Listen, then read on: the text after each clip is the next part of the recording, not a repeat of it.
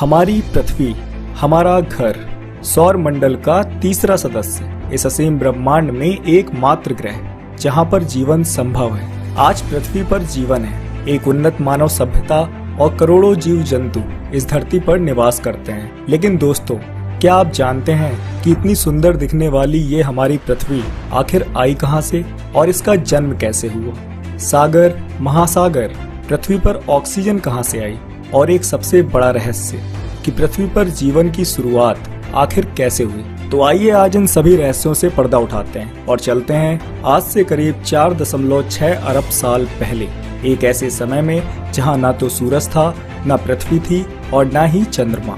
सिर्फ एक हाइड्रोजन और हीलियम से बना एक बहुत बड़ा बादल था जो आकाशगंगा के चारों ओर चक्कर लगा रहा था, जिसे सोलर नेबुला कहा गया है। ये विशाल बादल तारों, धूलकणों और विभिन्न गैसों का मिश्रण था। ये बादल गुरुत्वाकर्षण के प्रभाव में आकर सिकुड़ने लगा और आसपास की गैसें व धूलकण बादल के केंद्र में जमा होने लगी, जिससे केंद्र का तापमान काफी बढ़ गया। और एक दिन अचानक तारों के आपसी टकराव से इस बादल में एक भयंकर विस्फोट होता है और इस विस्फोट से जन्म होता है हमारे सूरज का। अब हमारे सौर मंडल को एक केंद्र मिल चुका था।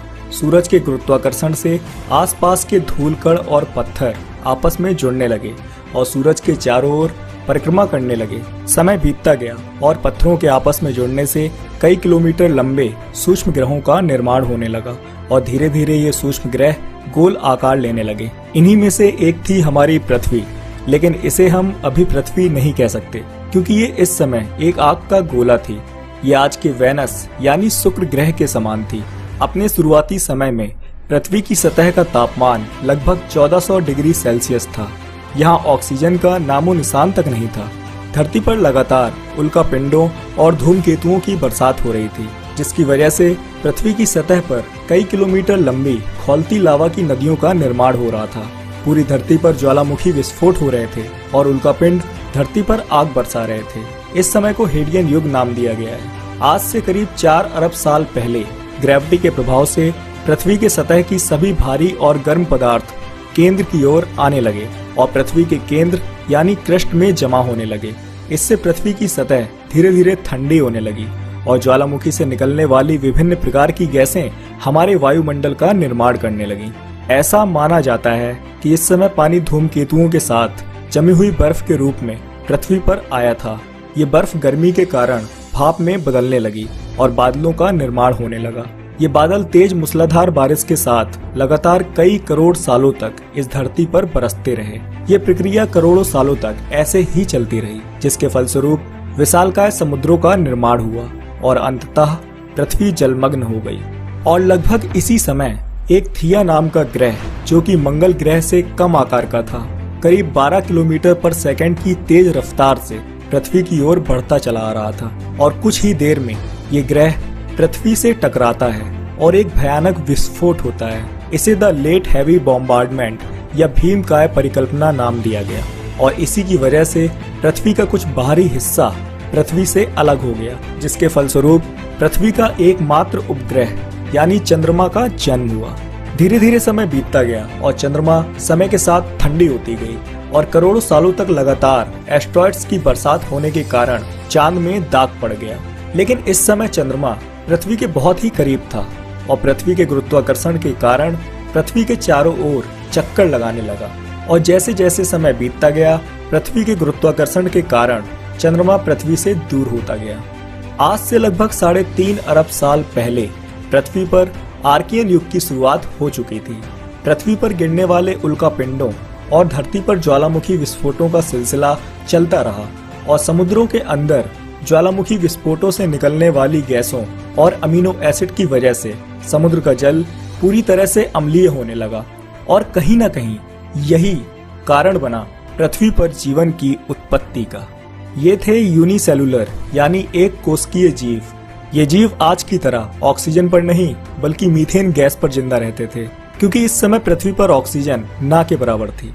धीरे धीरे समय बीतता रहा और धरती पर ज्वालामुखी विस्फोटों से निकलने वाली कार्बन डाइऑक्साइड अधिक मात्रा में वायुमंडल में जमा होने लगी।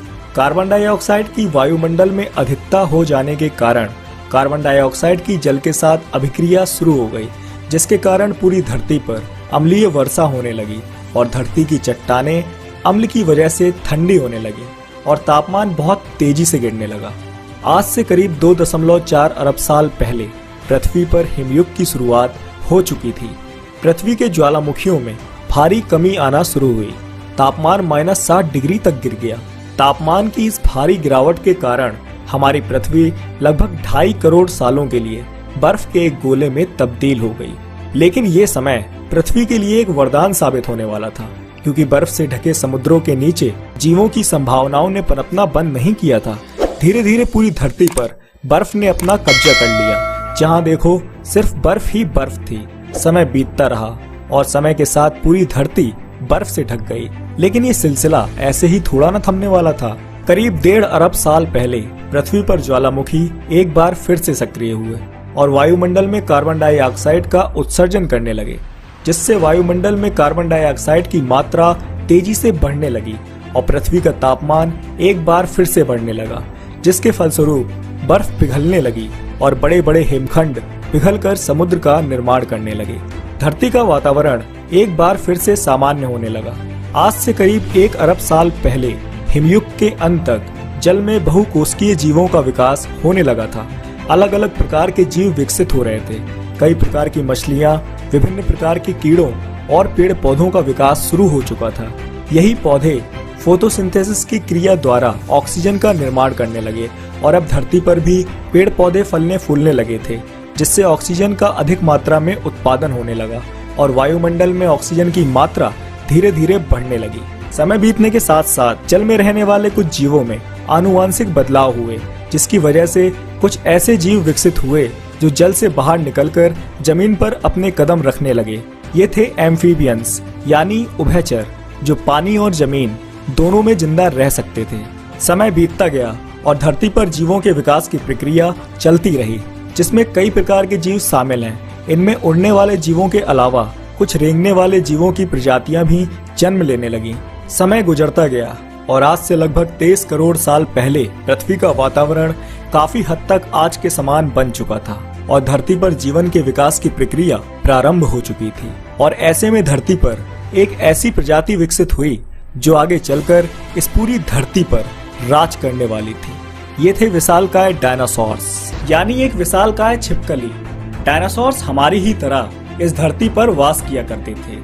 उनकी भी अपनी एक जिंदगी, अपना एक परिवार था। वो खुशी खुशी इस धरती पर रहा करते थे। हर तरफ डायनासोर्स के चिल्लाने और चिघाड़ने की आवाजें सुनाई देती थी। डायनासोर्स की कई हजार प्रजातियां थी। कुछ डायनासोर शाकाहारी थे तो कुछ मांसाहारी, तो कुछ डायनासोर बहुत ही शांत स्वभाव के थे, वहीं कुछ बहुत ही हिंसक और खतरनाक थे। इनमें उड़ने वाले डायनासोर्स भी शामिल थे, जो खुली हवा में आसमान को चीरते हुए लंबी उड़ानें भरा करते थे। उड़ने वाले डायनासोर्स के अलावा कुछ जल में रहने वाले डायनासोर्स की प्रजातियां भी थी, जो खुले आसमान के नीचे समुद्र में निवास किया करती थी। डायनासोर्स की कुछ ऐसी भी प्रजातियां थीं जो कद में आज के इंसान के बराबर या उससे भी छोटी हुआ करती थी, लेकिन आकार में जितनी छोटी होती थी उतनी ही खतरनाक भी होती थी। डायनासोर्स अपने समय के सबसे सफल जीव थे, लेकिन ऐसा नहीं था कि उन्हें किसी से खतरा नहीं होता था। विभिन्न प्रजातियों के बीच अक्सर लड़ाइयाँ होती रहती थी, जिसमें कई डायनासोर्स की जान तक चली जाती थी। इसलिए ज्यादातर डायनासोर्स अपने समूह में रहा करते थे। इन्हें जंगल के बड़े जहरीले मच्छरों से जान का खतरा भी रहता था, क्योंकि इन मच्छरों के जहर से इनकी मौत तक हो जाती थी। डायनासोर्स में मादा डायनासोर घोंसले बनाकर पक्षियों की तरह अंडे दिया करती थी और अपने बच्चों को उड़ने की तालीम सिखाया करती थी। डायनासोर्स के बच्चों को अन्य प्रजातियों से जान का खतरा भी रहता था, क्योंकि दूसरी प्रजाति के डायनासोर्स बच्चों को मारकर खा जाते थे। इनकी जिंदगी भी इतनी आसान नहीं थी। इन्हें भी अपने हक के लिए कभी कभी भयंकर युद्ध करने पड़ते थे। धीरे धीरे हंसते खेलते समय बीतता गया और करीब 16 करोड़ सालों तक डायनासोर्स इस धरती पर राज करते रहे। लेकिन फिर अचानक एक दिन न जाने इनकी हंसती खेलती जिंदगी को किसकी नजर लग गई। करीब 6.5 करोड़ साल पहले एक छोटा एस्ट्रॉयड का टुकड़ा जो सुदूर अंतरिक्ष से आ रहा था, वो पृथ्वी से लगभग 22 करोड़ मील दूर बृहस्पति और मंगल के बीच घूम रहे एक बड़े एस्ट्रॉयड से जा टकराता है। इस टकराव से एस्ट्रॉयड की दिशा बदल जाती है और लगभग 20,000 मील प्रति घंटे की रफ्तार से यह एस्ट्रॉइड चांद के बहुत ही करीब से गुजर जाता है और अपनी तेज रफ्तार के साथ पृथ्वी के करीब बढ़ने लगता है। 2 ट्रिलियन मैट्रिक टन का यह एस्ट्रॉइड जब पृथ्वी के वायुमंडल के संपर्क में आया तो इसकी गति अचानक 72,000 किलोमीटर प्रति घंटा हो गई और ये आग के एक विशाल गोले में तब्दील हो गया।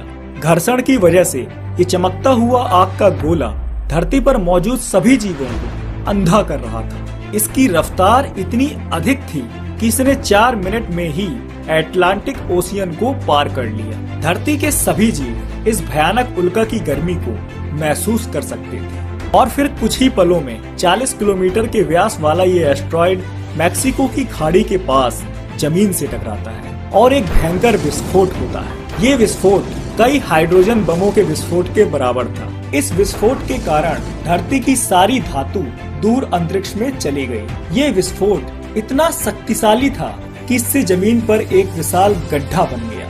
10 मिनट 46 सेकंड बाद जमीनी टकराव की वजह से धरती के अंदर चारों ओर 11.6 तीव्रता की भूकंपीय तरंगे उठने लगी, जिसने सभी सक्रिय ज्वालामुखियों को दहका दिया और समुद्र में विशालकाय लहरों का निर्माण होने लगा। धरती पर डायनासोर्स के अंत की प्रक्रिया शुरू हो चुकी थी।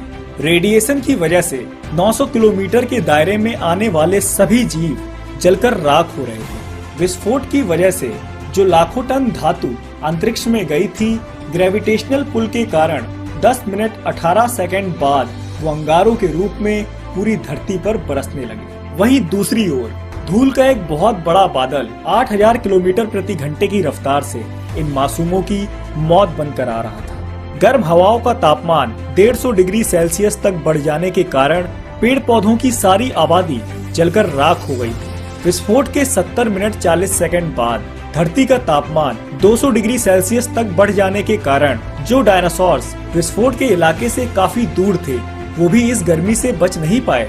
इस महाविनाश में धरती के कुल 75% आबादी पूरी तरह से जलकर खत्म हो चुकी थी और जो 25% जीव इस महाविनाश में बच गए थे, उनमें से भी सिर्फ वही जीव जिंदा रह सके जिनका वजन 25 किलोग्राम से कम था, क्योंकि इस महाप्रलय में लाखों की संख्या में जीव मारे जा चुके थे और पेड़ पौधों की सारी आबादी भी जलकर खाक हो चुकी थी, जिसके चलते महाविनाश में बचे हुए जीवों को भरपूर मात्रा में खाना पीना ना मिल सका। लेकिन ये महाप्रलय एक नई प्रजाति के लिए फायदेमंद साबित हुई। डायनासोर्स के अंत के बाद धरती पर एक नई प्रजाति विकसित हुई। ये प्रजाति थी मैमल्स की। मैमल्स यानी स्तनधारी जीव। दिखने में ये प्रजाति एक चूहे के आकार की थी और ये आकार में सिर्फ 6 इंच लंबे थे। महाप्रलय से बचने के लिए ये जमीन के अंदर रहने लगे थे और जिंदा रहने के लिए इन्होंने सब कुछ खाना पीना शुरू कर दिया था। महाप्रलय में बचे हुए ये मैमल परिवार के आखिरी सदस्य थे और हमारा भविष्य भी अब इन्हीं छोटे जीवों पर निर्भर था। इतने बड़े महाप्रलय के गुजरने के बाद धरती एक बार फिर से फलने फूलने लगी थी और सतह पर नए नए पेड़ पौधे उगने लगे थे, जिससे खाने की समस्या धीरे धीरे दूर होने लगी। इयोसीन इपोक में 5.5 करोड़ साल पहले एडॉप्टिव रेडिएशन की प्रक्रिया से इन जीवों में एक इवोल्यूशन हुआ और इससे एक नई प्रजाति विकसित हुई। ये प्रजाति थी प्राइमेट्स की।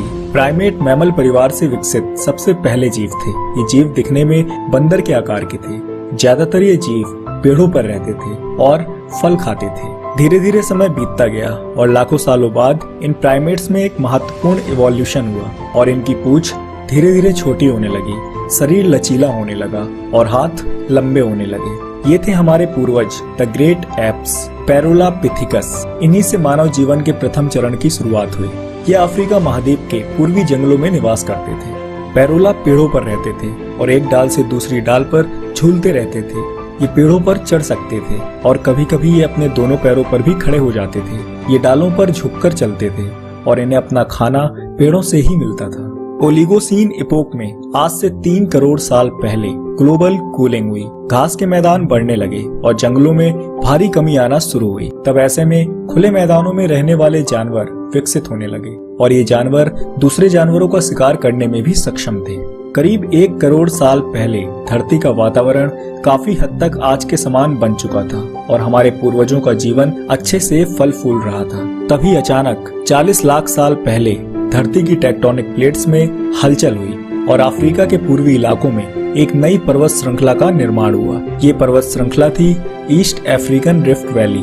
इस पर्वत श्रृंखला के उभरने से यहाँ की मौसमी हवाओं का मानसून पूरी तरह से बंद हो गया और यहाँ के जंगलों में बारिश होनी बंद हो गई, जिसके कारण यहाँ के सारे जंगल धीरे धीरे सूखने लगे और इन एप्स के लिए खाने की समस्या उत्पन्न होने लगी। यहाँ से ये ग्रेट एप्स जलवायु और जगह के अनुसार बदल गए। कुछ चिंपैंजी और गोरिल्ला में विकसित हुए, कुछ इंसानों में विकसित होना शुरू हुए। खाने की तलाश में हमारे पूर्वज अब पेड़ों से उतरकर जमीन पर अपने कदम रखने लगे। ये थे आर्डिपिथिकस ट्रेमिडस, एक एक्स्ट्रा ऑर्डिनरी प्राइमेट, हमारे पूर्वज जिन्होंने जमीन पर मानव इतिहास का पहला कदम रखा।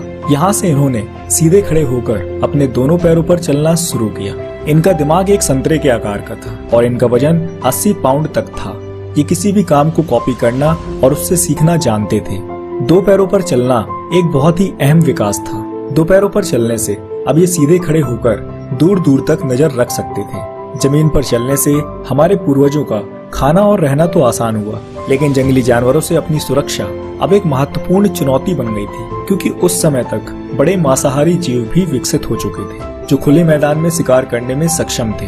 विकास की प्रक्रिया चलती रही और हमारे पूर्वज सीधे खड़े होकर पहले से और तेज चलने लगे। सीधे खड़े होकर चलने से ऊर्जा कम खर्च होती थी, जिससे ये ऊर्जा अब उनके दिमाग में खर्च होने लगी, जिससे उनका दिमाग पहले से और ज्यादा विकसित होने लगा और सोचने समझने की शक्ति बढ़ने लगी। ये थे होमो हैबिलिस। इनका दिमाग काफी बड़ा था। इनका कद करीब 5 फीट लंबा था। ये अभी तक के सबसे बड़े और ताकतवर एंसेस्टर थे। इन्हें हैंडीमैन भी कहा जाता था, क्योंकि इन्होंने ही पहली बार पत्थर को एक हथियार की तरह इस्तेमाल करना शुरू किया। जैसे ही पत्थर पर नोकदार किनारा बना, हमारे पूर्वजों को एक औजार मिल गया, हमें काटने का हथियार मिल गया। इस औजार की मदद से अब वो हर वो काम कर सकते थे जो पहले नहीं कर पाते थे। पत्थर के इस्तेमाल ने हाथों और उंगलियों को मजबूती दी। समय बीतने के साथ साथ हमारे पूर्वजों की रीढ़ की हड्डी पूरी तरह सीधी हो गई और जबड़ा आगे की ओर उभर गया। ये थे होमो इरेक्टस, भूखे, चालाक और ताकतवर शिकारी। इन्होंने ही सबसे पहले जानवरों का शिकार करना शुरू किया और समूह में शिकार करने लगे। ये लकड़ी के बने औजारों का इस्तेमाल करते थे। शिकार करने के लिए इन्हें तेज दौड़ना पड़ता था, जिससे इनका शरीर और भी लचीला और फुर्तीला हो गया और इनकी मसल्स और भी ज्यादा ताकतवर हो गई। इन्हें फायरमैन भी कहा जाता है, क्योंकि इन्होंने ही पहली बार आग का इस्तेमाल करना सीखा। आग की खोज मानव इतिहास की सबसे बड़ी खोज थी। ये आग इन्हें ठंडी, गर्मी, अंधेरों और जंगली जानवरों से सुरक्षा देती थी। प्रकृति की शक्ति अब हमारे हाथों में थी, जिससे हमारे पूर्वजों ने मांस को पकाना सीखा। खाना समूह में पकने लगा, जिसके कारण अब परिवार भी बनने लगे थे। मांस को पकाकर खाने से खाने को चबाने में और उसे पचाने में ऊर्जा कम खर्च होने लगी, जिससे हमारे दांत और भी छोटे और दिमाग और भी बड़ा होने लगा। यहाँ से हमारे जीवन का स्तर बढ़ा और कुछ कुछ जीवन आज की ही तरह चलने लगा। सालों के विकास क्रम के बाद आवाज की जो नली हमारे पूर्वजों में गले के ऊपर थी, अब वो नीचे खिसकने लगी थी, जिससे अब हम तरह तरह की जटिल आवाजें निकाल सकते थे। यहाँ से पहली बार कोई संदेश एक इंसान से दूसरे इंसान तक पहुँचना शुरू हुआ। हमने बोलना शुरू कर दिया, एक दूसरे से आवाजों में बात करने लगे। यहीं से मानव जीवन का विकास प्रारंभ हुआ। आज से करीब 1.5 लाख साल पहले धरती पर बड़े और विशालकाय जीव भी विकसित हो रहे थे। इन्हें मैमोथ्स कहा जाता था। ये हाथियों की ही एक विशाल प्रजाति थी। इनके बड़े बड़े दांत और एक लंबी सूंड होती थी। जीवों की ये प्रजाति मानव जीवन के लिए काफी कारगर साबित हुई। धीरे धीरे हमारे पूर्वजों ने इनका शिकार शुरू कर दिया। ये थे निएंडरथल्स। निएंडरथल्स हमारे पूर्वजों में सबसे उच्च स्तर की प्रजाति थी। इनके पास एक तेज हथियार और एक शातिर दिमाग था। ये जंगली जानवरों का शिकार करना और उनसे अपना बचाव करना जानते थे। इन जीवों का शिकार करके ये अपने लिए भोजन का प्रबंध करते थे और इनकी खाल से वस्त्र बनाकर पहनते थे। निएंडरथल्स अफ्रीका के पूर्वी मध्य इलाकों में गुफाओं में रहते थे। ये हर खतरे से अपनी सुरक्षा करना जानते थे। इन्होंने ही सबसे पहले धार्मिक परंपराओं की शुरुआत की और मनुष्य की मृत्यु के बाद अंतिम संस्कार की प्रथा प्रारंभ की। समय बीतने के साथ साथ धरती की टेक्टोनिक प्लेट्स में लगातार बदलाव होने शुरू हुए, जिससे धरती के 2 बड़े महाद्वीप एक दूसरे के पास आने लगे, जिससे हमारे देश भारत का निर्माण हुआ, जो एशिया महाद्वीप की ओर तेजी से बढ़ रहा था। इन दोनों प्लेटों के आपस में टकराने से हिमालय जैसी विशाल पर्वतमालाओं का निर्माण हुआ। इन्हीं में से एक थी माउंट एवरेस्ट, जिसे आज हम जानते हैं दुनिया की सबसे ऊंची चोटी के नाम से। इन पर्वतमालाओं के उभरने से मौसम का पैटर्न बदलने लगा और इनसे गिरने वाला बर्फ गंगा यमुना जैसी नदियों का निर्माण करने लगा। आज से 1 लाख साल पहले आज के इंसान ने अपना रूप ले लिया था। ये थे होमो सैपियंस यानी हम। इनका विकास भी अफ्रीका में ही हुआ था, लेकिन ये कुछ घुमक्कड़ प्रवृत्ति के थे। अब ये कहीं भी आ जा सकते थे, एक दूसरे से बात कर सकते थे, अपने हथियार बना सकते थे, आग को काबू कर सकते थे और अपनी जिंदगी को और विकसित और बेहतर बना सकते थे। महाद्वीपों के खिसकने से अफ्रीका और यूरेशिया जुड़ गए और इनसे बनी एक बहुत बड़ी जमीन एफ्रो यूरेशिया। अब इंसान अफ्रीका से निकलकर यूरोप की ओर बढ़ने लगे। धीरे धीरे हम पूरे यूरोप में फैल गए और हमने पहिए का आविष्कार किया। पहिए का आविष्कार एक महत्वपूर्ण खोज थी जिसने हमारी जिंदगी को और आसान बनाया। करीब 50,000 साल पहले आइस एज शुरू हो गया और उत्तरी ध्रुव से आगे बढ़ने लगा, जिससे धरती का तापमान गिरने लगा और ठंड बढ़ने लगी। करीब 20,000 साल पहले जब बर्फ अपने चरम पर थी, तब इंसान नॉर्थ ईस्ट साइबेरिया के बर्फीले तंडा तक पहुंच गया, जहां इंसान का सामना आइस एज की मुश्किलों से हुआ। लेकिन इतनी कठिन परिस्थितियों में भी इंसान हर उस हुनर का विकास कर रहा था जिससे वो सच्चे मायनों में इंसान बन सके। आइस एज ने ऐसे रास्तों का निर्माण किया जिससे इंसान दुनिया भर में फैलते चले गए। उसी वक्त दुनिया की खोज में निकला इंसान चाइना और ऑस्ट्रेलिया तक पहुंच गया था। करीब 10,000 साल पहले इंसान नॉर्थ अमेरिका तक पहुंच गया। आइस एज के इतने कठोर दौर में भी हमने हार नहीं मानी। हमने बुरे हालातों से निपटना सीखा, खुद को उस माहौल में ढालना सीखा और हम ज्यादा समझदारी से काम लेने लगे। धीरे धीरे समय बीतने लगा और बर्फ पिघलने लगी। महासागरों का स्तर एक बार फिर से बढ़ने लगा, जिससे जो इंसान जहां पर था वहीं पर फंस के रह गया और उन इलाकों में जो भी कुछ मिला उसी के सहारे जीने की कोशिश करने लगे। जब ग्लेशियर पिघले तो उनसे नदियों, झीलों और खाड़ियों का निर्माण हुआ। उसके बाद ये नक्शा बना जिसे आज हम जानते हैं। अफ्रीका में तेज बारिश से विक्टोरिया झील का पानी बढ़ा, जिससे इजिप्ट में नील नदी का निर्माण हुआ। आज के पाकिस्तान में इंडस यानी सिंधु नदी का जन्म हुआ और वहीं चाइना में पीली और यांगसी जैसी नदियां बहने लगी। और फिर इन सभी नदी घाटियों और उपजाऊ जमीनों ने मानव सभ्यता का इतिहास लिखा। धीरे धीरे मौसम सामान्य होने लगा और हमारी आबादी भी बढ़ने लगी। हमने पूरी दुनिया में अपनी बस्तियां बसाई। हमने अपनी जरूरतों के अनुसार खेती शुरू की और पशुओं को पालना शुरू कर दिया। हमारा रंग, रूप और शरीर का आकार जलवायु और जगह के अनुसार बदलने लगा। हमने विभिन्न धातुओं की खोज की, जिससे गांवों और शहरों का निर्माण हुआ। हमने शिक्षा के क्षेत्र में कदम रखा, जिससे हमारे जीवन का स्तर बढ़ा और हमने कई भाषाओं का निर्माण किया, जिससे हमारी सभ्यता और संस्कृति का जन्म हुआ। हमने विज्ञान और तकनीक में उपलब्धियां हासिल की, जिससे हमें एक नई ऊर्जा और ताकत मिली, जिससे हम भविष्य की चुनौतियों का सामना करने में सक्षम हो सकें। ये है हमारा समय।